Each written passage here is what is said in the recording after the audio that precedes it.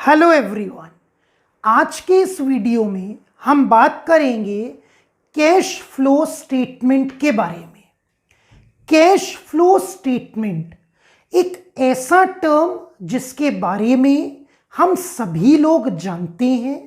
हम सभी लोगों ने कहीं ना कहीं जब कभी भी किसी भी कंपनी की हमने balance sheet, profit and loss account, कहने का मतलब है फाइनल अकाउंट्स या फाइनेंशियल स्टेटमेंट्स अगर कभी भी चेक किए हो तो जरूर हमने ये कैश फ्लो स्टेटमेंट भी उन फाइनेंशियल स्टेटमेंट्स के साथ एज एन एनेक्शर जरूर देखा होगा।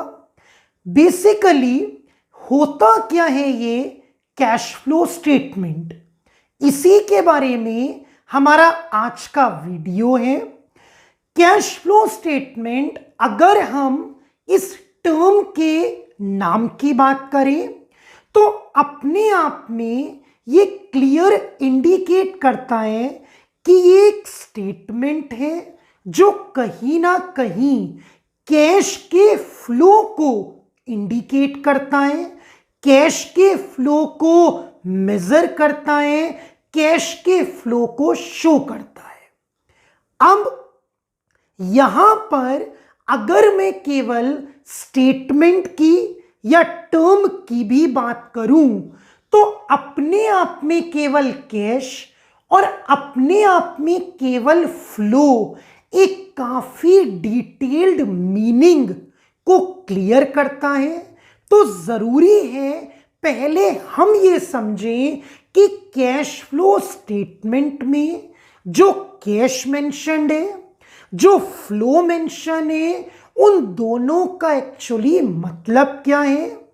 सबसे पहले बात करते हैं कैश की। अगर हम कैश की बात करें तो यहां पर कैश का मतलब केवल हार्ड कैश या कैश इन हैंड से नहीं है। कैश का मतलब कैश इक्विवेलेंट से भी है। इक्विवेलेंस का मतलब हुआ जो हार्ड कैश तो नहीं है लेकिन किसी भी केस में हम उसे कैश से कम भी नहीं मान सकते। हम उन्हें तुरंत कैश में कन्वर्ट कर सकते हैं। They are ready for that to be easily convertible into hard cash और we can say the liquid cash. Like अगर मैं बोलूं तो इसके कई एग्जाम्पल्स हो सकते हैं। लाइक चेक्स इन हैंड, मेरे पास चेक्स हैं जो मुझे दूसरे जो मेरे बिजनेस पार्टीज हैं, डेटर्स हैं, उनसे मिला है लेकिन मैंने उन्हें बैंक में डिपॉजिट नहीं किया। Same way drafts in hand, drafts हैं, बैंक ड्राफ्ट हैं, पेमेंट मिला है बट बैंक में डिपॉजिट नहीं हुए। सेम हम बोल सकते हैं बैंक बैलेंस। आपका बैंक में पैसा अकाउंट में जमा है, आप जब चाहें उसे विड्रॉ कीजिए, वो एक तरीके का लिक्विड कैश ही है। सेम वे हम बात करते हैं शॉर्ट टर्म इन्वेस्टमेंट्स या मार्केटेबल सिक्योरिटीज की।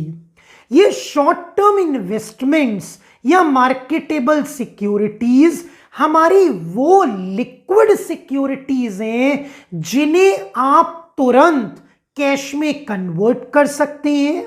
आप जब चाहे उन्हें सेल कर सकते हैं और कैश आपके अकाउंट में ट्रांसफर हो जाएगा। ये काम एक ही दिन में पॉसिबल है। तो इसीलिए जब हम बात करते हैं कैश फ्लो स्टेटमेंट में कैश की तो कैश का मतलब hard cash, cash in hand के साथ कैश इक्विवेलेंट्स भी होते हैं जो मैंने अभी बताए। They include cheques in hand, drafts in hand, bank balance as well as short term marketable securities जिन्हें हम करंट सिक्योरिटीज या करंट एसेट्स में कैटेगराइज करते हैं। एक और चीज, अगर हम कुछ शॉर्ट टर्म सिक्योरिटीज या मार्केटेबल सिक्योरिटीज के भी एग्जाम्पल लें तो हम कह सकते हैं commercial papers, certificate of deposits, हमारी government securities like T treasury bills, ये सारे हमारे शॉर्ट टर्म सिक्योरिटीज हैं जो एक्चुअली में मनी मार्केट इंस्ट्रूमेंट्स होते हैं। इनको लेकर भी मैं एक सेपरेट वीडियो बनाने की कोशिश करूंगा जहां पर हम इन सिक्योरिटीज के बारे में ही बात करेंगे। बट अभी तो हम ये कह सकते हैं कि in cash flow statement cash includes cash as well as its cash equivalents too. अब बात करते हैं फ्लो की। फ्लो का मतलब हुआ कैश का फ्लो, कैश का ट्रांसफर, जिसमें हम दो चीजें लेते हैं, number 1 inflow and number 2 outflow. Inflow का मतलब ऑल दोज एक्टिविटीज जिनसे बिजनेस में पैसा आया, लाइक हमने गुड सेल किए और बिजनेस में पैसा आया, इनफ्लो ऑफ कैश। हमने पुरानी मशीनरी सेल की, बिजनेस में पैसा आया, इनफ्लो ऑफ कैश। इसी तरीके से हम बोल सकते हैं आउटफ्लो ऑफ कैश, जहां पैसा गया, लाइक मान लीजिए हमने बिजनेस के लिए नई बिल्डिंग खरीदी और पैसा दिया, हमने गुड्स खरीदे, रॉ मटेरियल खरीदा और पैसा दिया, दोनों ही केसेस में कैश गया, we call it outflow of cash. तो फ्लो का मतलब हुआ हमें कहीं ना कहीं ये चेक करना है कि कैश के इनफ्लोज, कैश के आउटफ्लोज एक पर्टिकुलर अकाउंटिंग पीरियड में, एक पर्टिकुलर फाइनेंशियल ईयर में बेसिकली कितने हुए, इनफ्लो ज्यादा हुए या आउटफ्लो ज्यादा हुआ, रिसिप्ट ज्यादा हुआ कैश का या पेमेंट ज्यादा हुआ। तो basically flow indicates the cash flow which comprises of inflows and outflows both। अब हम ये कह सकते हैं कि मैं कैश फ्लो स्टेटमेंट को जब भी कहीं पढ़ूंगा, सुनूंगा या एक्चुअली में ये किसी कंपनी की स्टेटमेंट देखूंगा तो मैं ये कह सकता हूं कि ये वो स्टेटमेंट है जो एक अकाउंटिंग पीरियड, एक फाइनेंशियल ईयर में कैश और कैश इक्विवेलेंट्स के नेट फ्लो, जो कि इनफ्लो और आउटफ्लो ऑफ कैश का रिजल्ट है, वो शो करती है। क्योंकि बिजनेस के final accounts, P&L account, balance sheet ये क्लियर नहीं करती। Now talk about the literal meaning और द डेफिनेशन ऑफ दिस, जो बोर्ड पर भी मेंशन है। यह लिखा है a statement that shows the cash inflows, मैंने इसी की बात की, that is inflow and outflow of cash and cash equivalents during an accounting period. और यही सब मैंने बताया कि this statement indicates the net flow of cash within an accounting year including the cash equivalents to।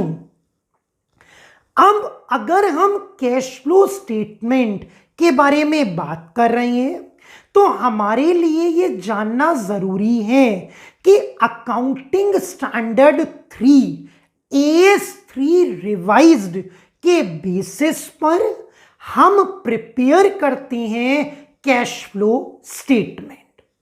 अगर हम cash flow statement की बात कर रहे हैं तो हमें यह समझना होगा कि हम कैश फ्लो को 3 अलग अलग एक्टिविटीज के बेसिस पर क्लैरिफाई करते हैं, कैलकुलेट करते हैं। वो कौन सी 3 एक्टिविटीज हैं? वो एक्टिविटीज हैं, number 1 operating activities, number 2 investing activities and number 3 financing activities. ये 3 हमारी एक्टिविटीज हैं जिनके बेसिस पर हम कैलकुलेट करते हैं कैश फ्लो। अगर मान लीजिए हमसे ये पूछा जाए या एक डिस्कशन हो कि what is the significance of preparing the statement, जो एक जेन्युइन क्वेश्चन भी हो सकता है, तो हम ये कह सकते हैं सिग्निफिकेंस की अगर हम बात करेंगे, number 1, this statement shows the inflows of cash, that is receipts of cash. This statement shows the outflows of cash, that is payments or the disbursements of cash. And last one we can say that it do find out, it do calculate the net cash flows, that is inflows ज्यादा हुए या outflows ज्यादा हुए in a particular accounting year. Now अब हम बात करते हैं इन 3 एक्टिविटीज के बारे में, क्योंकि तीनों एक्टिविटीज ही अपने आप में एक स्टेटमेंट फॉर्म करती हैं। सबसे पहले हम बात करते हैं ऑपरेटिंग एक्टिविटीज के बारे में।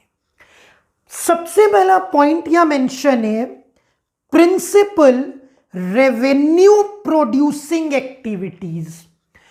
प्रिंसिपल का मतलब है द मेजर वन।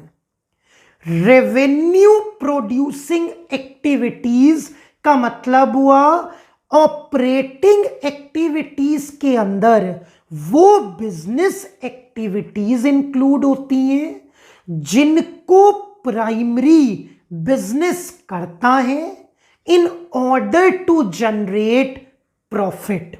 लाइक अगर मान लीजिए मैं एग्जांपल देता हूं एक मैन्युफैक्चरिंग कंसर्न का, और मैन्युफैक्चरिंग कंसर्न का प्राइमरी काम है एसी मैन्युफैक्चर करना। तो एसी मैन्युफैक्चरिंग उसके लिए प्राइमरी रेवेन्यू प्रोड्यूसिंग एक्टिविटी है। तो उस प्राइमरी एक्टिविटी के बेसिस पर जो कैश फ्लो होगा वो इंक्लूड होगा ऑपरेटिंग एक्टिविटीज में।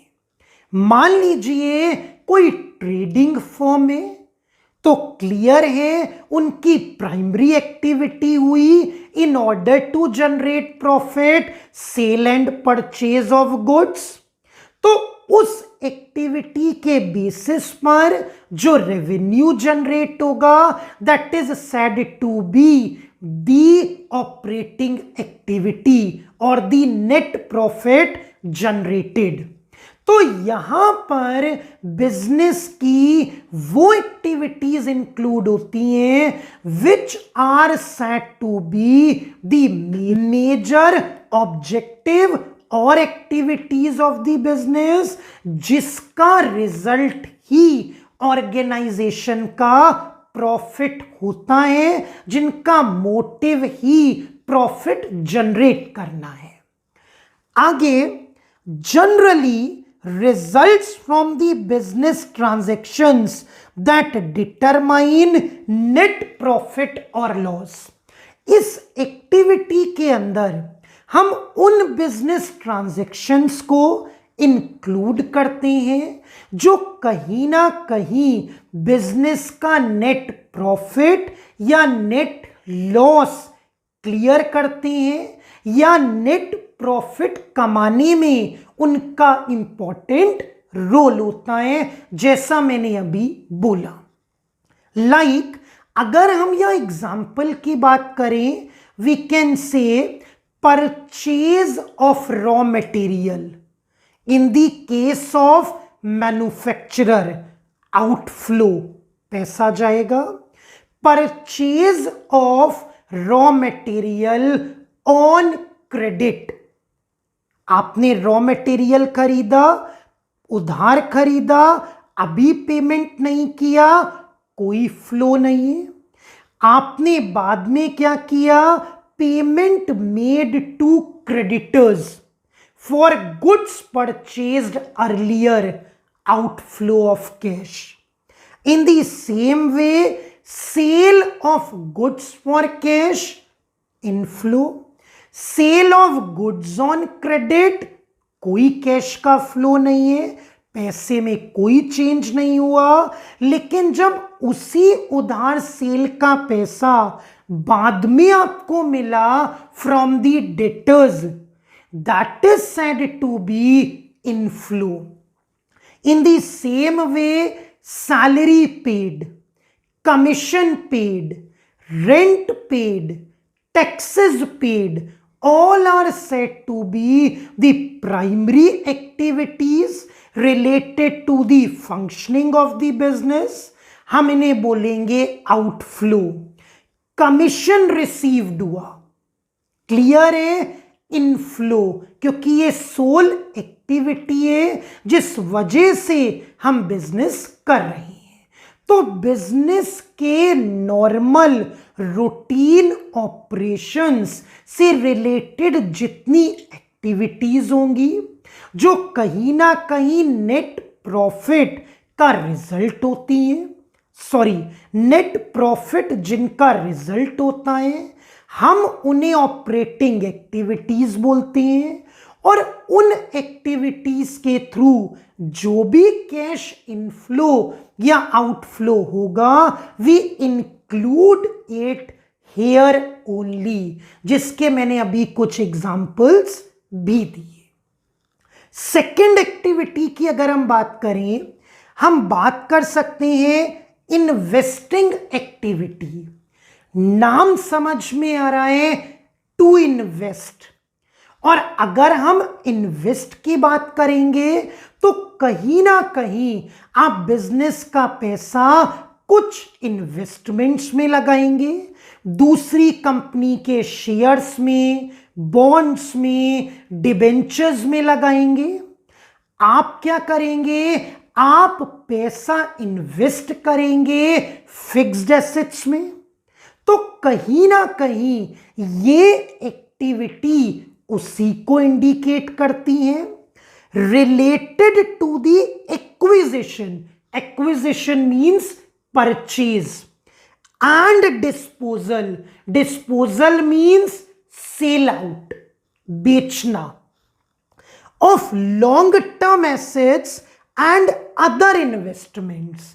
मैंने अभी ये बोला, लाइक हमने किया purchase of machinery, fixed asset है, पैसा गया।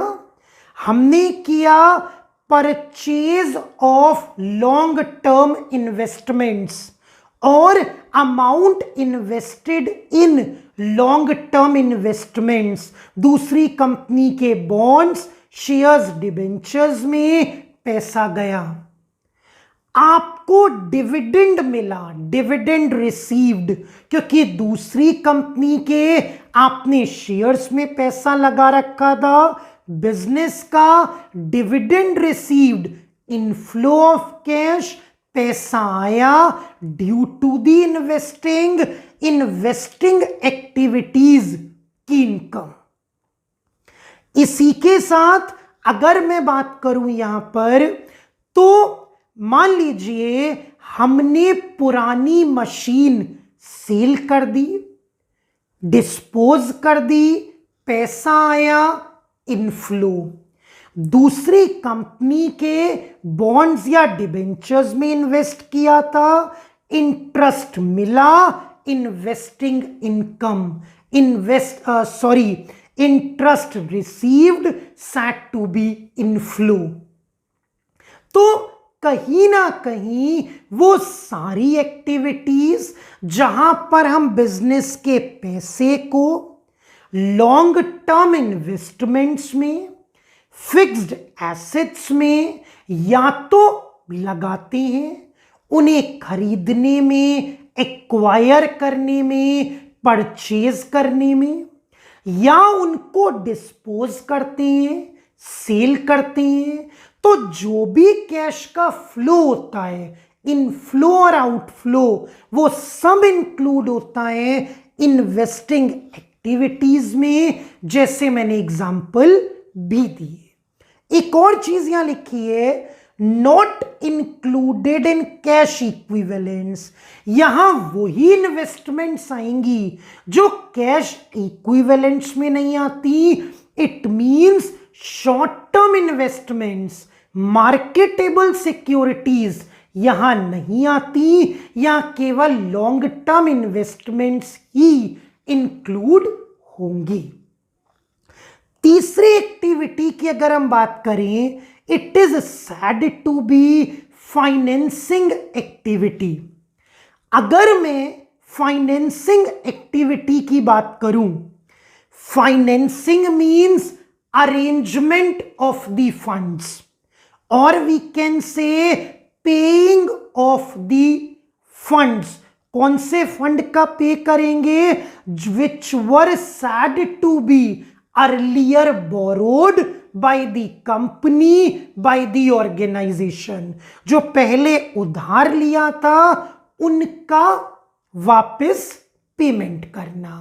तो कहीं ना कहीं ये एक्टिविटी फंड से रिलेटेड है। देख लेते हैं क्या है। Activities which result in change and size and composition of owners capital. Owners capital means equity share capital primary और सेकेंडरी प्रीफरेंस शेयर कैपिटल। तो कहीं ना कहीं अगर आपने शेयर कैपिटल, चाहे वो इक्विटी हो या प्रीफरेंस, उसके टोटल अमाउंट में, साइज में, कंपोजिशन में कोई चेंज किया है, लाइक आपने नए शेयर इश्यू कर दिए, इश्यू ऑफ इक्विटी शेयर्स, पैसा आया, इनफ्लो। आपने प्रीफरेंस शेयर्स का पेमेंट कर दिया, ठीक है, पैसा गया, outflow.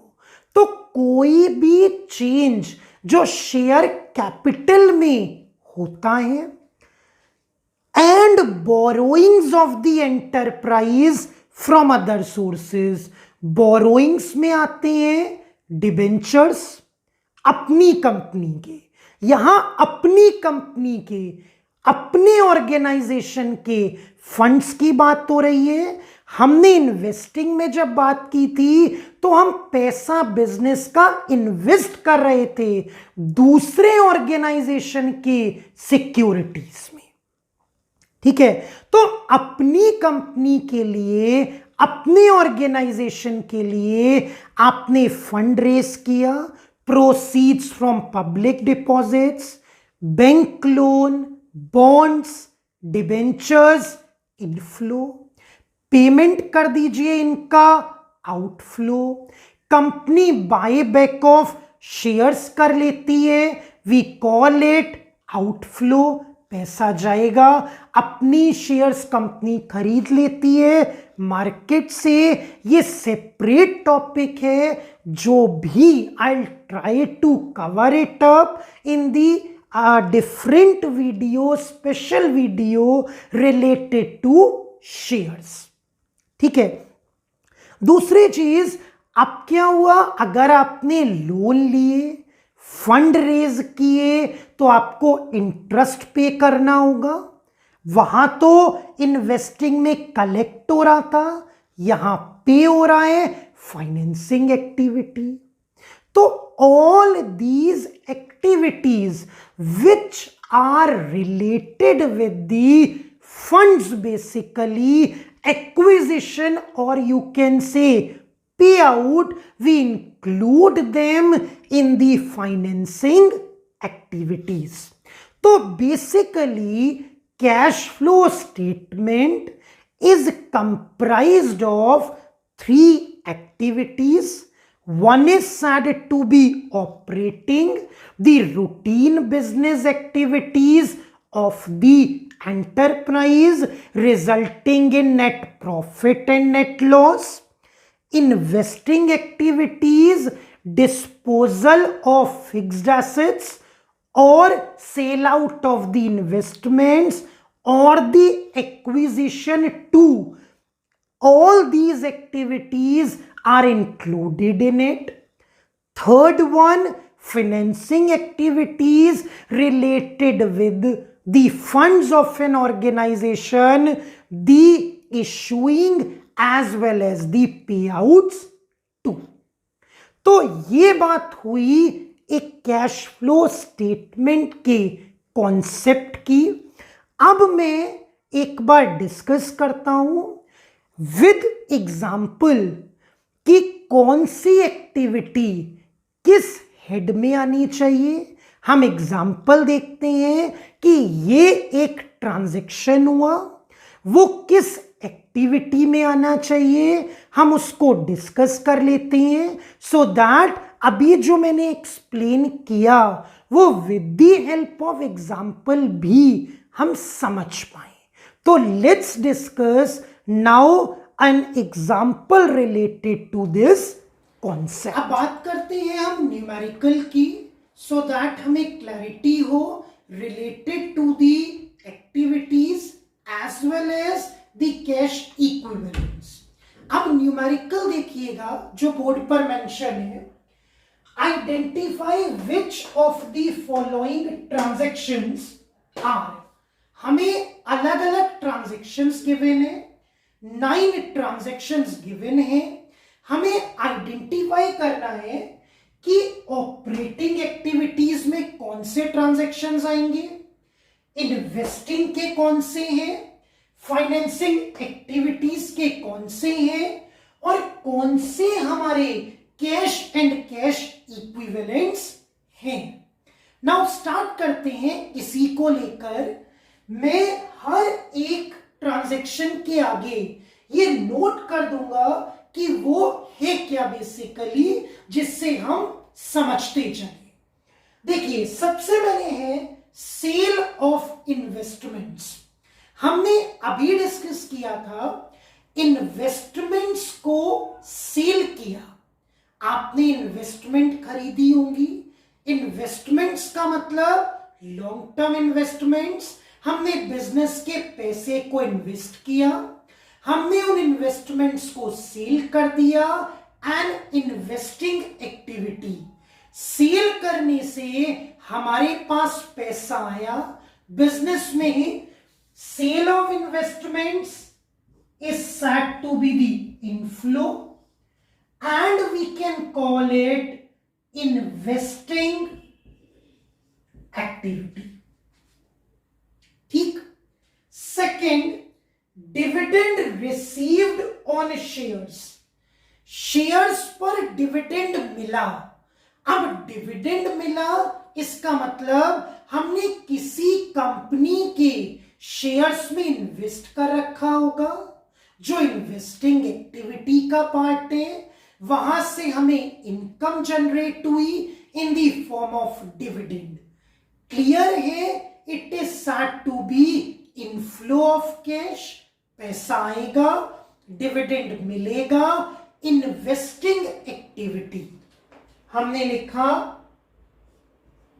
Inflow as well as investing activity. Next, interest received on investments. आपने इन्वेस्टमेंट्स कर रखी है, उस पर इंटरेस्ट मिला. मैंने अभी यही डिस्कस किया था. आप जो भी अमाउंट इन्वेस्ट करते हैं दूसरी कंपनी की सिक्योरिटीज में, शेयर्स में, डिबेंचर्स में, बॉन्ड्स में आपको उस पर डिविडेंड या इंटरेस्ट मिलता है, पैसा आता है, inflow, it is a part of investing activity. हमने लिखा inflow as well as investing activity. Next, rent received by a real estate company. एक रियल एस्टेट कंपनी को रेंट मिला। अब अगर मैं बात करता हूं रियल एस्टेट कंपनी की, तो रियल एस्टेट वालों का तो काम ही यही है कि प्रॉपर्टी का सेल परचेज करना, प्रॉपर्टी को रेंट पर उठवाना, अपना कमीशन लेना, अपनी उस प्रॉपर्टी को जो सेल नहीं हो रही उसे रेंट पर देना। तो उनका तो ये प्राइमरी काम है, रेवेन्यू जनरेटिंग एक्टिविटी है, it is related with the operating activity. ठीक है, तो पैसा आएगा क्योंकि रेंट मिला है, हमने लिखा inflow as well as operating activity. Now rent received by a manufacturing company. अब मैन्युफैक्चरिंग कंपनी, जैसे मैंने अभी एग्जांपल भी दिया था एसी मैन्युफैक्चरर का। अब मैन्युफैक्चरिंग कंपनी का तो प्राइमरी काम है, रेवेन्यू जनरेटिंग का जो काम है वो है कहीं ना कहीं वो प्रोडक्ट मैन्युफैक्चर करना।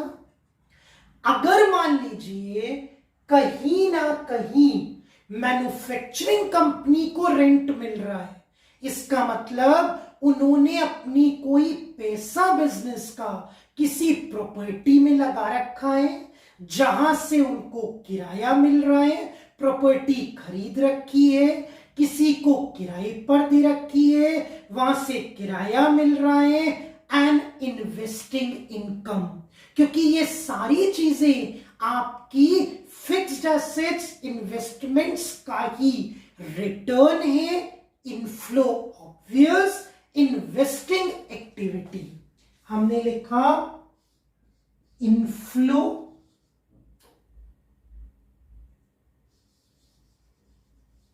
As well as investing. अब कितना बेसिक डिफरेंस हमें देखना होगा कि अगर मैन्युफैक्चरिंग कंपनी को रेंट मिल रहा है तो इन्वेस्टिंग है, और अगर वही रियल एस्टेट कंपनी को मिल रहा है जिनका प्राइमरी काम ही वही है, तो उनके लिए वो होगा operating income, operating activity, inflow of cash. Then interest paid on debentures और लॉन्ग टर्म लोन्स। अब इंटरेस्ट पे किया, अब आप अगर इंटरेस्ट पे कर रहे हैं तो कहीं ना कहीं आपने बॉन्ड्स, लोन, डिबेंचर्स के थ्रू फंड रेज किया होगा, अगेंस्ट में जो भी ब्याज या इंटरेस्ट है आप पे करेंगे ही, related with the organisations funds, financing activity, payment कर रहे हैं, आउटफ्लो ऑफ कैश। हमने लिख लिया outflow and this is said to be financing activity. Now, talking about marketable securities. अब ये कोई एक्टिविटी नहीं है, ये कैश इक्विवेलेंस है। Short term money market instrument, marketable securities, current assets या current investments, short term investments, कुछ भी बोलिए, हम यहां लिख सकते हैं we call it cash and cash equivalence. Now proceeds from shares issued. Share issue किए अपनी कंपनी के, प्रोसीड्स पैसा आया, इनफ्लो अपनी कंपनी के फंड्स हैं, क्लियर है फाइनेंसिंग एक्टिविटी। हमने लिखा inflow as well as financing. Next, interest paid on bank overdraft. आपने बैंक ओवरड्राफ्ट के थ्रू आपने फंड पहले लिए होंगे बैंक से, उसका जो ब्याज था आपने दिया, it is a part of financing activity. Funds की बातें, पेमेंट किया ब्याज का, आउटफ्लो। हमने लिख लिया outflow as well as financing. तो कहीं ना कहीं इस न्यूमेरिकल के थ्रू ये जरूर समझ में आया होगा कि कौन सी एक्टिविटी ऑपरेटिंग हो सकती है, कौन सी इन्वेस्टिंग, कौन सी फाइनेंसिंग, और किसको हम कैश इक्विवेलेंट्स में इंक्लूड कर सकते हैं। इसीलिए मैंने इनफ्लो आउटफ्लो भी मेंशन किया और साथ में एक्टिविटी का नेचर। तो इस वीडियो में हमने इंट्रोडक्शन कॉन्सेप्ट डिस्कस किया related to the cash flow statement. Further videos में हम इसी के बारे में आगे डिस्कशन करेंगे along with suitable numerical examples too.